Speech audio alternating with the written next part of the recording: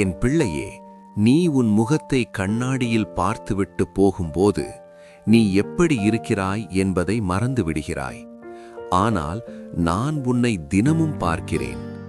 நீ வெளியே காட்டுகிற முகத்தை அல்ல, உன் உள்ளத்தில் இருக்கிற ஆசையை, நோக்கத்தை, உண்மையை நான் பார்க்கிறேன். என் பிள்ளையே, நீ ஏன் மீண்டும் மீண்டும் உன்னையே உலகத்துக்கு காட்ட விரும்புகிறாய்? நீ உன்னை உயர்த்துவதற்காகவா, அல்லது நீ ஏதோ ஒன்றை நிரப்ப முயற்சிக்கிறாயா? நான் உன்னிடம் கோபப்படவில்லை. நான் உன்னை கண்டிக்கவும் இல்லை.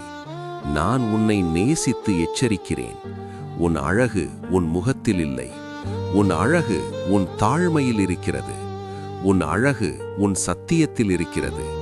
உன் அழகு உன் ஆவிக்குரிய பக்குவத்தில் இருக்கிறது. என் பிள்ளையே, நீ வைக்கும் ஒவ்வொரு ஸ்டேட்டஸும் ஒரு சாட்சி. அது உன்னை பற்றி மட்டுமல்ல, என்னை பற்றியும் பேசுகிறது. அதனால் நான் உன்னிடம் கேட்கிறேன், இது என்னுடைய மகிமையை வெளிப்படுத்துகிறதா? இது மற்றவர்களுக்கு கட்டுமானமா?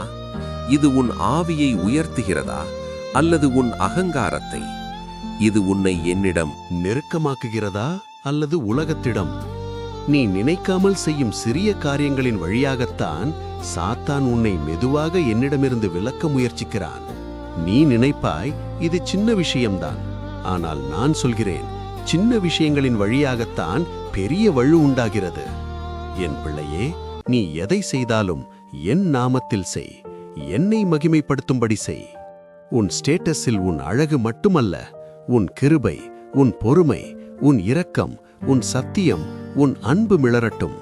அப்பொழுது உன் ஸ்டேட்டஸ் உன்னை கெடுக்காது. உன் ஸ்டேட்டஸ் மற்றவர்களை ஆசீர்வதிக்கும். என் பிள்ளையே, நான் உன்னை கட்டுப்படுத்த வரவில்லை. நான் உன்னை காப்பாற்ற வந்தேன். உன் சுய இச்சையை என் சித்தத்திற்கு ஒப்புக்கொடு. உன் விருப்பங்களை என் விருப்பத்திற்குள் வை. அப்பொழுது நீ வழுவ மாட்டாய்.